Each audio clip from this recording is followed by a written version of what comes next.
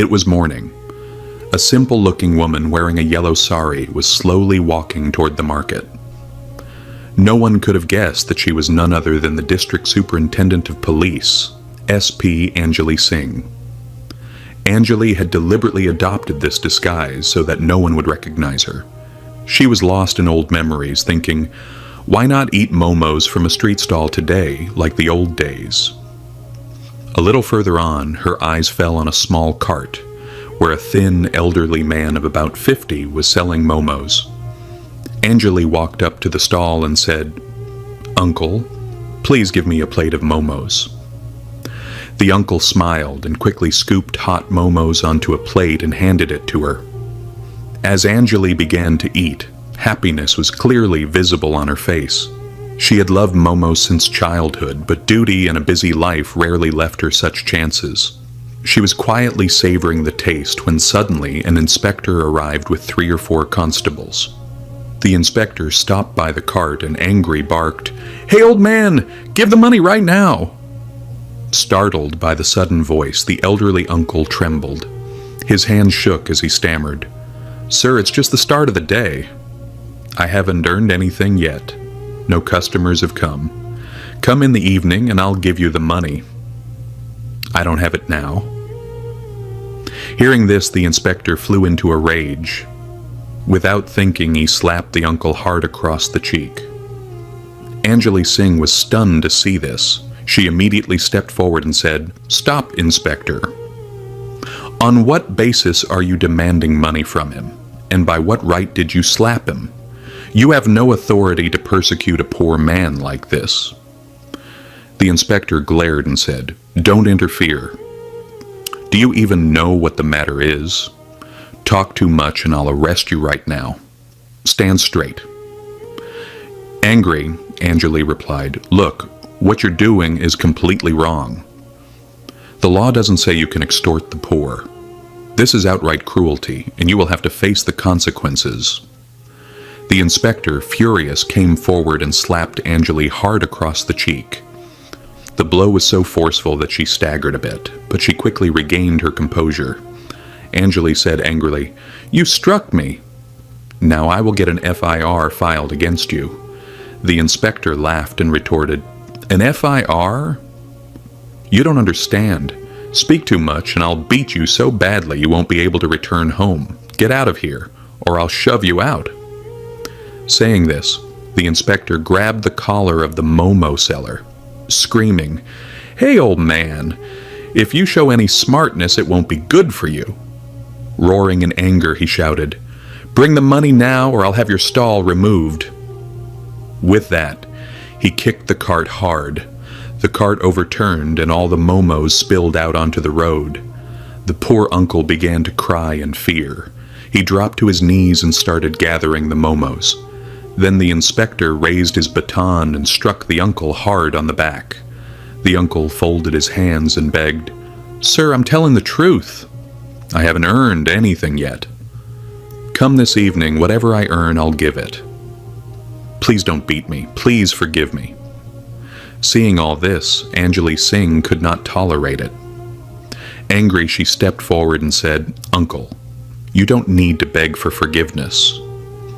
These people are committing atrocities on the poor. They have no shame.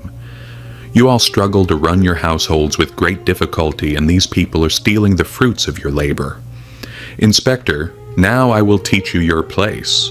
The inspector sneered, "Oh, you've got the nerve to show me my place. What's your worth in front of me? Go do your work. If you keep talking, I'll beat you so badly you won't be fit to walk." With that, he and the constable standing with him laughed and began to walk away. As they left, the inspector turned and threatened the uncle. "I'll be back this evening. If I don't get the money, neither you nor your cart will be left. Understand?" With that, they walked off. Anjali immediately went to the uncle and gently said, "Uncle, are you all right? Don't worry. Go home. I will teach these policemen a lesson." Crying, the uncle said, "Child, why did you do so much for me? You got hit because of me. What can you do? These are policemen. They have been tormenting us for years. We do nothing. You won't be able to do anything either. Leave it. Taking a deep breath, Anjali replied, "No, Uncle, this has gone too far. You don't know what I can do. I will make sure these people are punished for their crimes. Don't worry." At home, the incident replayed in her mind, boiling her blood. She resolved that she wouldn't spare these oppressors. First, she would file a report against this inspector and get him suspended. When SAO Manoj Rai's eye fell on the woman in the white sari, he immediately came up to Anjali Singh and said, "Madam, what brings you here? What's your business?" Neither the policeman in the station nor SAO Manoj Rai had any inkling that the unassuming woman before them was actually SP Anjali Singh, who had come to file a complaint against her own inspector. In a firm but pleasant voice, Anjali said, "Sir, I want to file a report against Inspector Rahul Tyagi." He slapped an elderly uncle who was selling momos on the street, overturned his cart, and scattered all his goods on the road. When I tried to stop him, he assaulted me as well. He brutalized that poor uncle. That's exactly why I've come here, to get an FIR registered against him. Please write the report immediately. Hearing this, SAO Manoj Rai was taken aback. Looking at Anjali with a sidelong glance, he said, "Do you know who you're speaking against? He's the inspector here. We can't file a report against him. And anyway, what if he slaps someone? Let it go. What can the poor people do? Don't worry yourself and go home." Anjali Singh's blood boiled at that. She shot back angrily, "Look, don't lecture me about the law. Every citizen of this country is equal, whether poor or rich. If someone commits a crime, action must be taken. Everyone has a right to justice, and if you refuse to file the report, remember, I can take action against you too. Understood?" At this, Manoj Rai flared up. Raising his voice in anger, he said, "Do you have the authority to file a report against us? I can have you put inside right now. Don't mouth off and get out of here. You don't know how much power we have." Better to leave quietly, Anjali met his gaze and said, "It seems you and your inspector will need to be shown your place. But remember, when I return, you both will not be able to hold this station." Remember these words. Saying that, she stormed out of the police station. The constables and other officers inside looked at one another in silence. They all shared the same question in their hearts. Who was that woman who walked out speaking so fearlessly? When Anjali returned home, her anger had only grown. She told herself the station needed cleansing. If people like these remained, they would keep robbing the poor of their rights, and the town would be ruined. She resolved to unmask them. She immediately decided to go straight to Deputy Commissioner DC Aditya Sharma's office. Once inside, she related the whole truth to the DC. After hearing everything, the next morning, Anjali Singh prepared herself to look like an utterly ordinary woman. Wearing a white sari and with no identifying marks, she went back to the station. As she entered, her eyes fell on a constable, the same constable who had been there with the inspector on the road the day before. Anjali asked him directly, "Where is Inspector Rahul Tyagi?" The constable replied, "Madam, he's gone into town on some work. The SAO is out too." Just then, SAO Manoj Rai came in through the back door. The moment he saw the woman in the white sari, he was startled. DC Aditya Sharma's face also turned grave. He said sternly, "Madam Anjali, what you've told us is shameful indeed. But for action we need proof. Do you have any evidence?" Anjali immediately took out her phone and said, "Yes, sir, I have proof. When I went to the station to file the report, I had my phone's recording on. It captured everything SAO Manoj Rai said. And look at this video. In it, Inspector Rahul Tyagi is slapping the elderly vendor, knocking over his cart. I personally pulled this footage from the CCTV camera mounted at the spot. When the DC watched the recording and the footage, his anger shot through the roof. He said, "It is absolutely necessary to suspend both of them." If police officers like these remain at the station, people will always live in fear, and justice will not be served. No more of this. Tomorrow morning I will call a press conference with all the senior officials, politicians, and the media present. I will expose these actions in front of everyone, and I will suspend them. Madam, don't worry. Wait for tomorrow and please attend the meeting. Anjali nodded and then went home. The next morning, a press conference was convened at the district's largest office.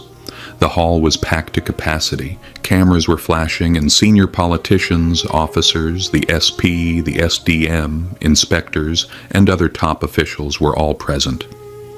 The atmosphere was tense. Everyone was waiting to hear what would be revealed. The room fell silent. The cameras were on, and the district's senior officials, politicians, media, and police leadership sat facing the stage.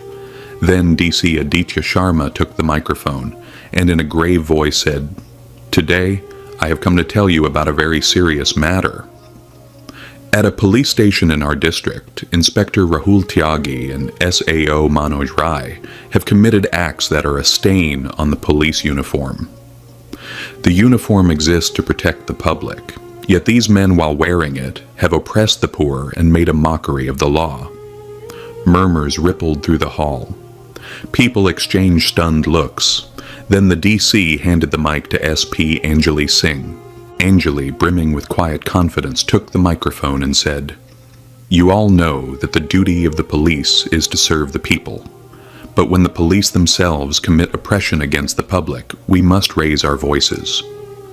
A few days ago I witnessed Inspector Rahul Tyagi and SAO Manoj Rai extorting the poor with their own hands, assaulting them and abusing the law. I have personally gathered evidence against them. Now please watch." At that, the large screen in the hall played the video. The footage clearly showed Inspector Rahul Tyagi slapping an elderly Momo vendor on the roadside, overturning his cart and intimidating him. Then the scene changes, and inside the police station, SHO Manoj Rai is misbehaving with the woman, flatly refusing to file the report. As soon as the video ends, the entire hall erupts in noise. The media's camera flashes intensify. Several politicians, standing in anger, shout, "Such officers have no right to remain in service." Immediate action must be taken after this.